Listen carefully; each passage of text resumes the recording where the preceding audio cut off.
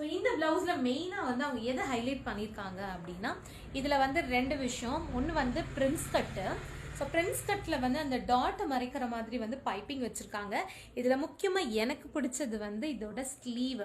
இப்போ puff sleeve வந்து நல்ல ட்ரெண்டில் இருக்கு இல்லையா? ஸோ அந்த பஃப் ஸ்லீவே வந்து நல்ல ஹை பஃப் மாதிரி வச்சுருக்காங்க. ஸோ பார்க்கும்போதே ரொம்ப க்யூட்டாக இருக்குது. ஸோ இது ஒரு ப்ளவுஸு. அடுத்தது வந்து பேட்ச் ஒர்க்கு. ஸோ எவ்வளோ ஒரு நீட் ஃபினிஷிங் கொடுத்துருக்காங்க. ஒரு பேசிக் டு அட்வான்ஸ் லெவல் ஸ்டூடெண்டோட ஒர்க் இது அப்படின்னு சொல்லும்போது எங்களுக்கு ரொம்ப பெருமையாக தாங்க இருக்குது.